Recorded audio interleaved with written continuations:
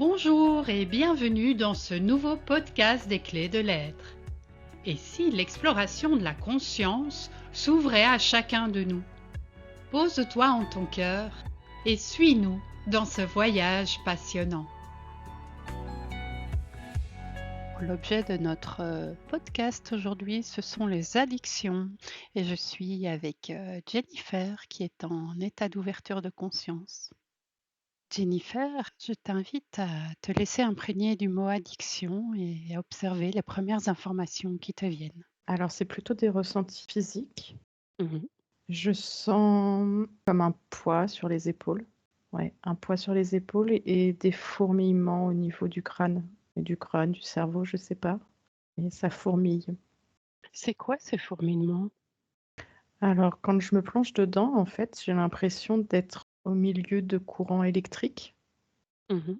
Et une image aussi qui me vient, c'est comme quand sous l'orage. Tu vois, j'ai une image comme ça de quelque chose de très nuageux et comme des éclairs à travers les nuages. Donc je vois pas la forme de l'éclair, mais les nuages s'illuminent par la luminosité de l'éclair. Je t'invite à observer différentes personnes qui souffrent d'addiction, peu importe. Tu peux prendre des addictions différentes et observer ces courants électriques. À quel moment ils se présentent? Est-ce que c'est un état permanent quand on est dans une addiction? Ce qui me vient, c'est qu'il y a quelque chose de permanent qui est en lien avec l'addiction. En fait, ce qui est permanent, c'est comme si ça faussait le courant électrique. Hein, tu vois, ça, en fait, ça me donne une image de comme une ombre qui est là, qui n'intervient pas toujours, mais quand elle intervient, du coup, ça joue sur le système électrique. Et donc, ce qui est permanent, c'est cette ombre. Et cette ombre, c'est l'addiction. Quand tu dis ça fausse le courant électrique, comment tu le décrirais différemment pour mieux comprendre? Donc là, ça me montre une personne qui est addicte au tabac. Et donc, elle marche dans la rue, elle se dirige vers un lieu de rendez-vous. J'ai l'impression que ce serait un abri de bus, mais a priori, il n'y a pas trop d'intérêt à savoir ça.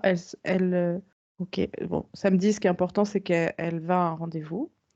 Mhm. Et en fait, plus elle s'approche du rendez-vous, et plus du coup, donc tu avais tout son circuit électrique qui était normal, en boucle normale, on Mhm. va dire. Et elle s'approche du rendez-vous et c'est comme si là, l'ombre commence à jouer, tu vois, avec des boutons. Donc ça va activer, tu vois, là, ça montre que ça active tiens, je stresse. Mais quand je stresse, j'ai besoin de fumer parce que ça me détend. Alors que juste avant, elle stressait pas plus que ça et elle avait pas besoin de fumer, tu vois. Après, là, ça accélère l'image. Donc elle attend, elle est arrivée en avance à son rendez-vous, elle attend. Et en fait, cette attente génère chez elle une forme d'inconfort. Alors c'est marrant, j'ai l'impression que cet inconfort, il n'est pas réel, que cette sensation d'inconfort, tu vois, c'est à nouveau cette ombre qui l'active. Et en réponse à cet inconfort, elle va fumer une cigarette. En fait, c'est dans ce sens-là où, tu vois, en fait, c'est ça, c'est que cette ombre, elle donne des impressions qui sont faussement réelles, en vérité, tu vois. Et ça va Mhm. générer, du coup, une action de la part de la personne addict. Donc là, dans le cas de cette dame qui fume, ça va générer l'action de fumer. Comme si le fait de fumer venait annuler l'inconfort, ou comme tout à l'heure, le fait de fumer venait annuler le stress. C'est comme s'il y avait un état de base, on va dire le stress ou un état d'inconfort dans l'attente et que c'est traduit par une fausse croyance. Oui, en fait, l'ombre, potentiellement, par exemple, tu vois là ce que ça me montre, donc ça me remet cette personne qui est en avance à son rendez-vous, qui doit attendre. Donc ça me montre une autre personne qui n'a pas d'addiction en parallèle pour comparer, tu vois. Les deux personnes, bon, c'est pas forcément fun d'attendre, si tu veux. Donc chez la personne qui n'a pas d'addiction, bon, l'information de c'est pas très fun d'attendre, voilà, ça y est, c'est passé. Et ça, tu vois, ça ne génère pas d'inconfort. C'est juste un constat Mhm. que c'est pas très fun d'attendre et point. Et ça s'arrête là. Alors que chez la personne addicte, bah, ça va partir du constat de c'est pas très fun d'attendre. Et cette ombre-là, elle va du coup lui faire croire qu'elle est dans une situation inconfortable. Inconfortable, ça peut être simplement d'ennui, ça peut être du stress, ça peut être... on met tout ce qu'on veut derrière inconfortable, tu vois. Et donc, ça va venir donc, de son constat de bon, c'est pas très fun d'attendre. Cette onde va activer une sensation d'inconfort. Je m'ennuie, je stresse, tu vois, je suis en colère, peu importe, qui va générer une action de sa part. Et l'action qu'elle va choisir, c'est l'action de l'addiction. Donc ça va être la cigarette dans le cas là de cette personne qui fume la cigarette. Je sais Comme pas si si la cigarette ou l'addiction allait supprimer l'état l'inconfort. d'inconfort. Ouais, Mm. tout à fait. Cet état d'inconfort, finalement, c'est lui qui est pas si réel que ça. Parce qu'en soi, le constat, c'est juste que c'est pas très fun d'attendre son rendez-vous, tu vois. Mais est-ce que c'est inconfortable pour de vrai? Bah, tu vois, là, ça me montre qu'en fait, non, et que c'est un peu comme si c'est une histoire qu'on s'invente, en fait, malgré nous, hein. C'est pas conscient, mais voilà. Je sais pas si je suis claire. Est-ce qu'automatiquement, toute personne qui est dans une addiction utilise son addiction pour répondre à un inconfort? Ou est-ce que par moment, c'est juste la répétition du geste, un automatisme qui s'installe, même quand il n'y a pas de situation d'inconfort? En fait, c'est pas Le manque. nécessairement lié à l'inconfort, tu vois, parce que ça me montre des personnes très joyeuses en train de faire la fête, mais qui vont boire beaucoup d'alcool. Donc, elles sont dans la joie, elles sont dans la fête, il n'y a pas d'inconfort en soi, tu vois. Mais pour autant, l'addiction se réveille. Alors, c'est pas qu'on est addict dès qu'on boit un verre en soirée, hein. Là, je suis sur une personne Qui est euh, dans l'addiction. qui est dans Mhm. l'addiction, hein, ouais. Mhm. Donc non, c'est pas nécessairement lié à l'inconfort. Alors, il y a plusieurs cas de figure. Ça peut être l'inconfort, ça peut être lié à côté festif, ça peut être, tu vois, ça me montre aussi le côté sportif. Là, ça me montre une personne qui veut prendre soin de son apparence physique. Enfin, toi, il y a plein de choses. Et pourquoi tu lis sport et apparence physique à addiction? C'est pas clair pour moi. En fait, ce que ça me montre, si tu veux, c'est que par exemple, là, la personne en sport que ça m'a montré, c'est qu'il est dans une addiction au sport, Ok. où du coup, il va programmer sa vie autour du sport et du sport à outrance, tu vois, et ça me montre qu'il va même annuler des moments familiaux pour le sport, ou enfin, tu vois, des choses comme ça, donc vraiment à l'extrême. L'apparence physique, pareil, ça me montre une addiction. Alors là, c'est plus une addiction aux achats, s'acheter tout un tas de vêtements, d'objets, de chaussures, d'accessoires, toujours plus, toujours plus, toujours plus, tu vois. Et donc, il y a une addiction là-dedans aussi. En fait, le point commun hein, dans l'addiction, c'est le côté démesuré et incontrôlable, Compulsif. compulsif.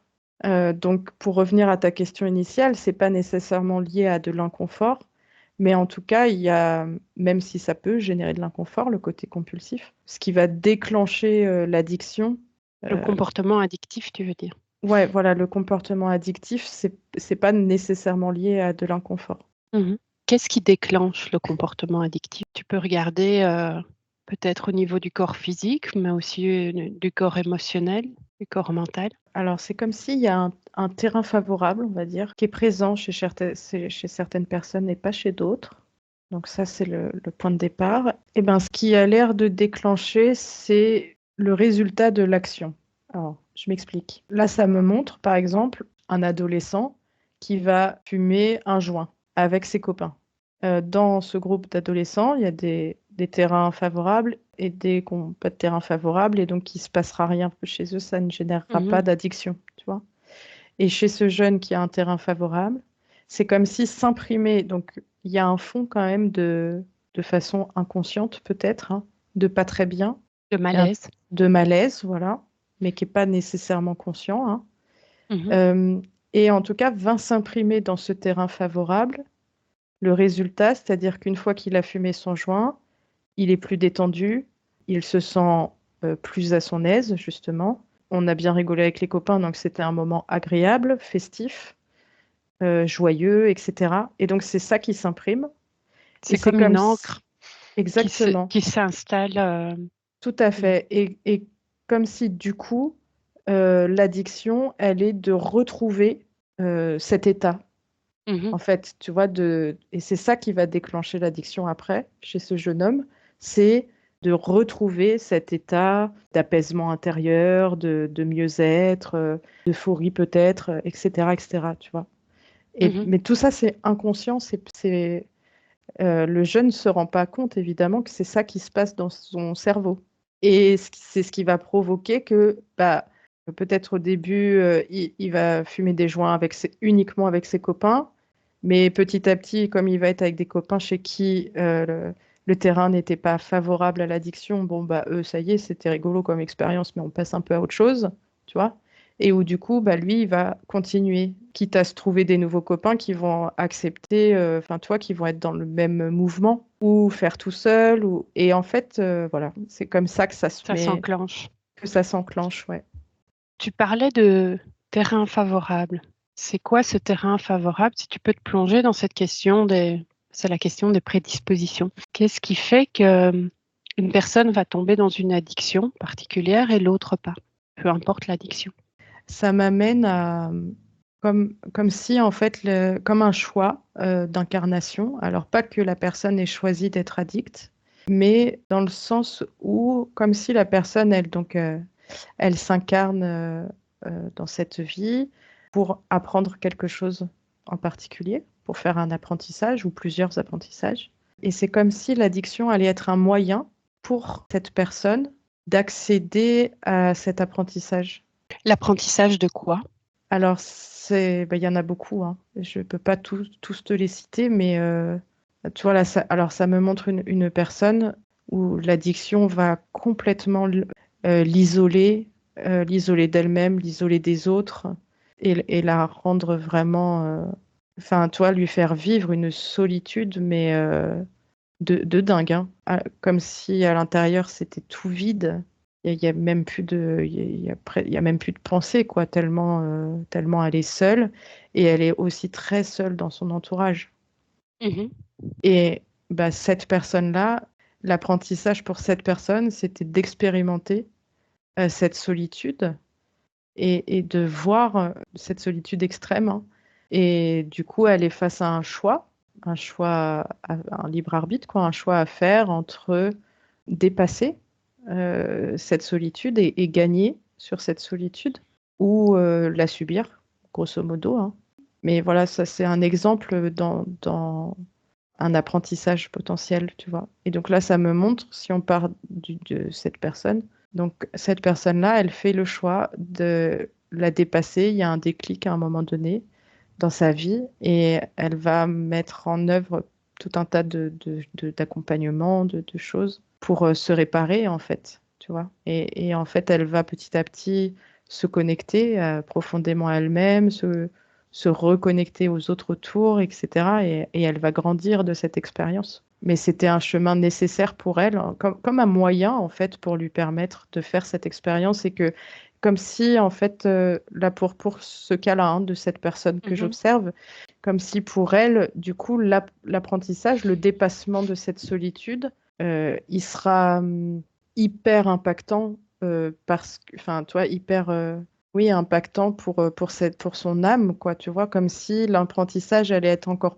plus profond, plus ancré pour elle, Une fois justement. que ça sera dépassé. Ouais, tout à fait. Ce qui me vient aussi, c'est en lien avec cette question de souveraineté qu'on avait déjà explorée. Finalement, qu'on est dans une addiction, on est dépendant de quelque chose et on ne décide plus par nous-mêmes. Est-ce que ça Oui, résonne pour toi? oui, ça résonne pour moi avec différents niveaux de dépendance. Mais oui, de manière générale, en fait, on perd un peu de sa souveraineté à cause de l'addiction, avec cette dépendance. Mais c'est plus ou moins prononcé en fonction du niveau de dépendance. Est-ce que tu peux explorer ce moment du manque dans l'addiction? Qu'est-ce qui se passe pour la personne qui est dans dans ce manque? Alors, bah, là, moi, toi, physiquement, j'ai mon mon souffle qui se coupe, le thorax qui se serre. Ouais, ça se crispe, tu vois, je sens mon dos qui se contracte. Donc physiquement, c'est difficile, hein, c'est pas très agréable. Tu vois, ça redescend dans l'estomac qui se serre, les tripes, enfin bon, tout se contracte, se resserre. Et c'est comme si, en fait, cette sensation physique, plus ou moins prononcée, activée dans mon cerveau. Tu vois, là, j'ai une sensation de survie. Enfin, tu vois, d'être en mode survie, quoi. Tu vois, en mode, pour ma sécurité, il faut que je retrouve, faut que j'ai ma dose de ce qui me manque, quoi, tu vois. Mmh.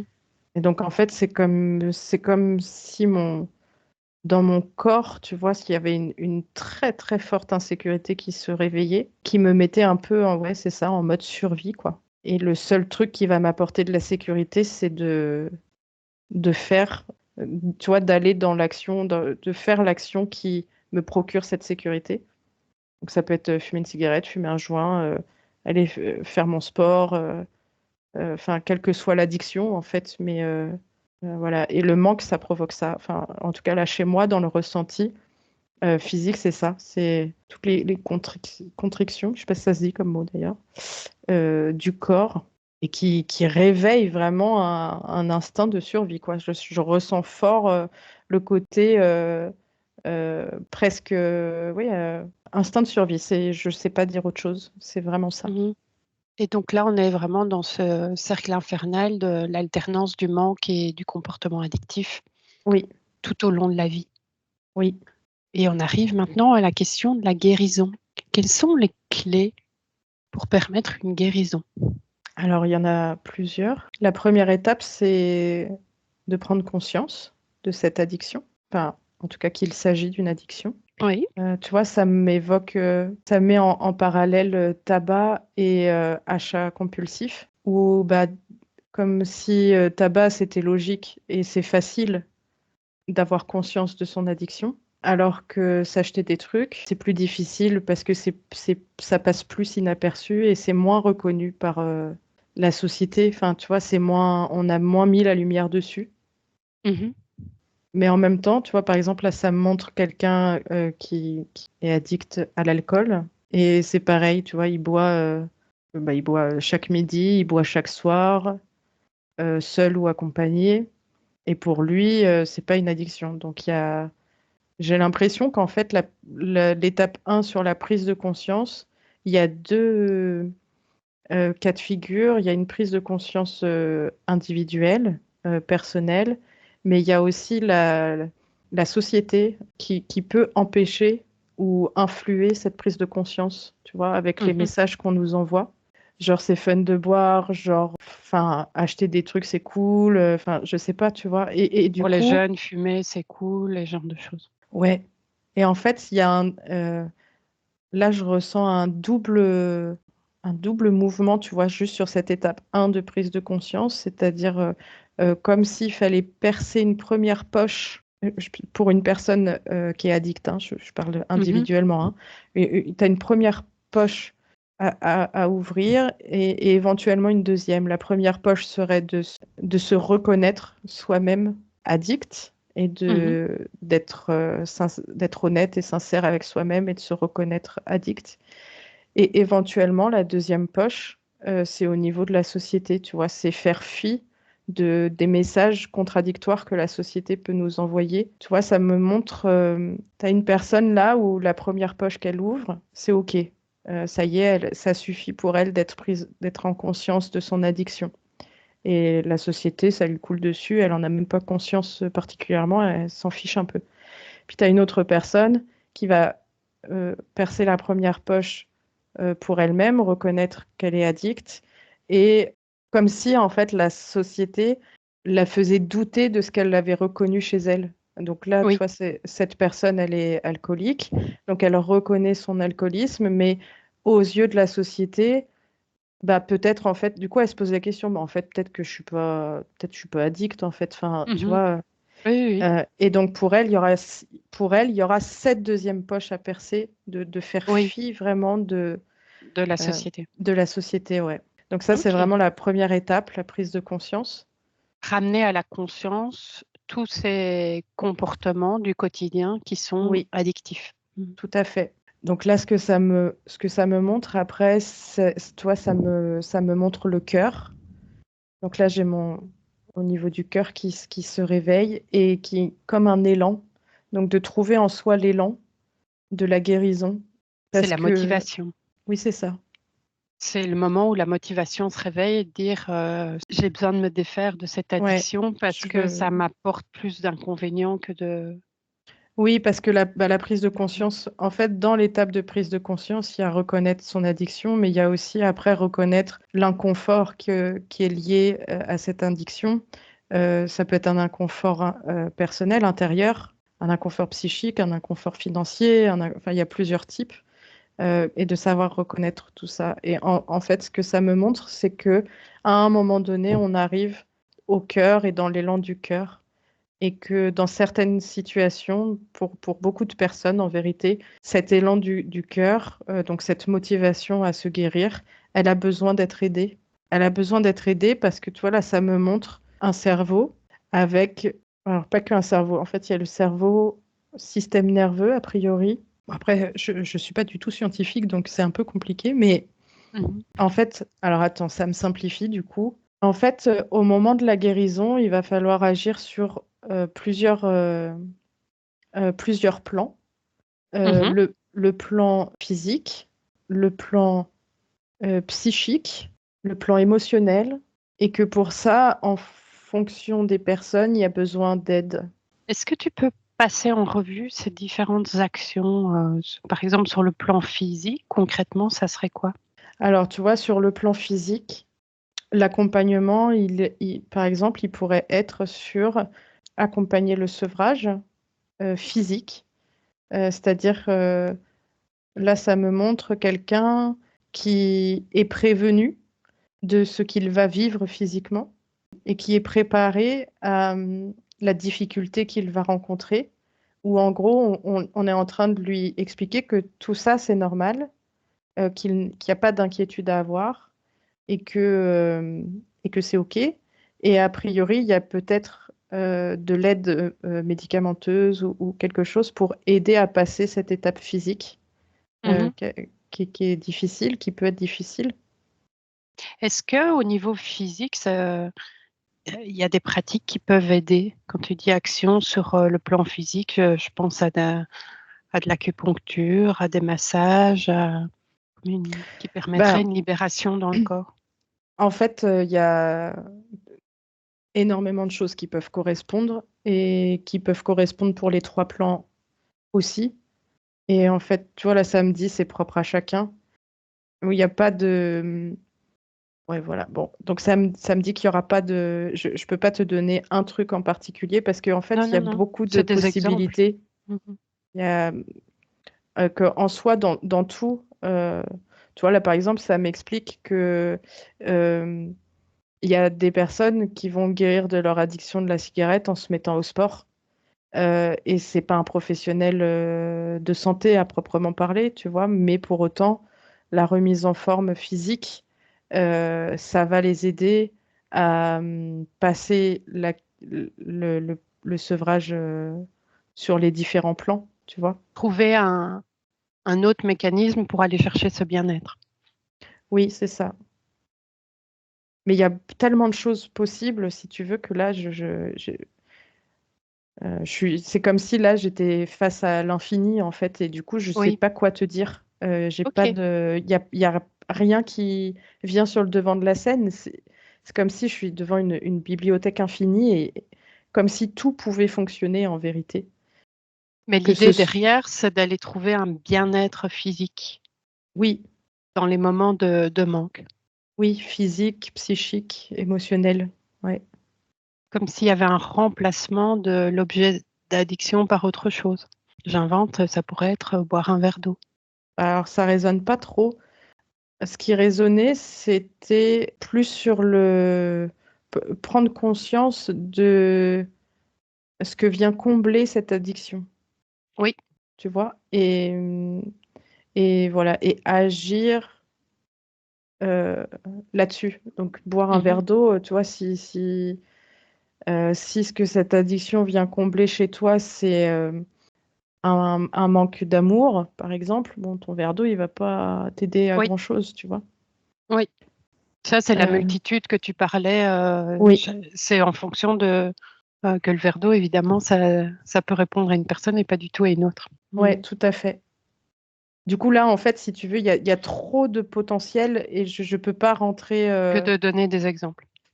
Ouais, je peux. Mais même donner des exemples, en fait, ça a l'air compliqué parce que à chaque fois, tu vois, il y a un premier exemple qui arrive, mais tu en as un deuxième qui contredit le premier, parce qu'en fait, ça, ça part enfin, tout part de soi, en fait, et on est des personnes uniques, et l'addiction est unique pour chacun, en fait. Mhm. Elle comble ou elle répare pas la même chose pour tout le monde. A priori, elle s'inscrit pas forcément tout à fait au même endroit, même dans le cerveau, tu vois, bon, pour tout le monde. Enfin, tu vois, donc c'est tellement unique que là, du coup, je suis un peu en difficulté pour te répondre, en fait. Ok. Est-ce que c'est la même chose pour les autres plans psychiques et émotionnels? On était parti du plan physique. Oui, oui, c'est pareil pour les trois plans. Si tu dézoomes, il y a plein d'actions possibles. Qu'est-ce qu'il y a en commun sur toutes ces actions? Alors, ce qu'il y a en commun sur toutes ces actions, c'est le fait de reprendre, de retrouver sa souveraineté, justement, et de reprendre la main, de reprendre la main sur sa vie, sur ses choix. Voilà, ça, c'est commun à tout le monde. Et de libérer l'origine du manque, Oui, tout à fait. l'origine de l'addiction. Oui. Et tout ça, ça part par donc c'est cet élan du cœur et je reprends ma vie en main, mes, je reprends les rênes un peu, tu vois. Tout en étant conscient, ça c'est ce que tu avais exprimé au niveau physique, qu'il va y avoir des passages qui peuvent être compliqués à traverser. Oui, tout à fait. Ah ouais, tout à fait. Ça demande quand même une force, j'ai l'impression, une force importante parce que je me sens là dans mon fauteuil très, très, très, très solide, tu vois, comme pour pas plier au premier revers, quoi, tu vois, un truc, Mhm. je me Une sens, volonté. ouais. Oh, ah ouais, ouais, mais bah parce que, tu vois, là, ça me montre, par exemple, le manque où tu te sens en mode survie et il faut sauver ta peau et pour ça, il te faut ta dose et donc, il faut lutter contre ça. Et puis, physiquement, peut-être tu vas faire des cauchemars ou des choses, il faut lutter contre ça. Et en fait, ça me montre comme ça plein de petits événements qui pourraient te faire demi-tour en 3 secondes, quoi, tu vois. Et donc, je me sens là dans mon siège comme si ça demandait c'est pas une question de volonté, mais un ancrage, une assise très solide, quoi, tu vois.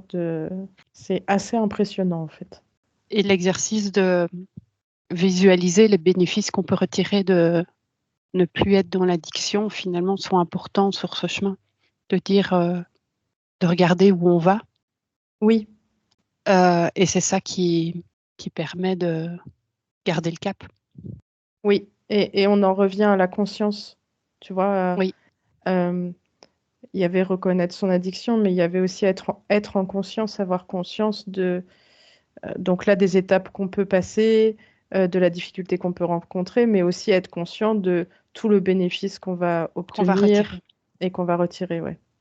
Et on arrive au bout de cette exploration. Est-ce que tu as une dernière information? Bah, vraiment, ça m'invite, tu vois, j'étais en train de me demander, mais comment je trouve cette assise-là, tu vois, si je suis addict et que je veux guérir de cette addiction, comment je trouve cette assise-là que je sens très puissante pour faire face. Et en fait, ça m'a renvoyé vers le cœur. Et donc d'être avec soi-même, tu vois, d'être connecté à soi-même et, et connecté à son cœur et à son élan du cœur. Et de ne pas perdre cette connexion, en fait. Et c'est cette connexion à soi qui permet de trouver cette force, cette assise, et qui permet de faire face et d'avancer. C'est la plus grande des clés finalement. Oui, tout à fait.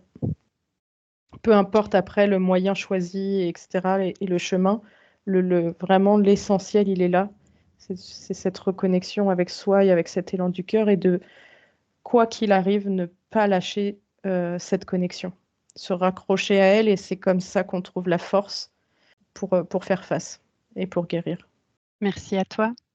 On envoie plein de belles énergies à toutes ces personnes Tout à qui fait. sont dans cette phase de se dire qu'elles souhaitent se défaire d'une addiction. Et on leur souhaite tout le meilleur. Merci à toi. Envie de soutenir les clés de l'être? Likez ce podcast et abonnez-vous à la chaîne. Toute demande, contactez-nous à l'adresse lesclésdelettre@gmail.com. À bientôt.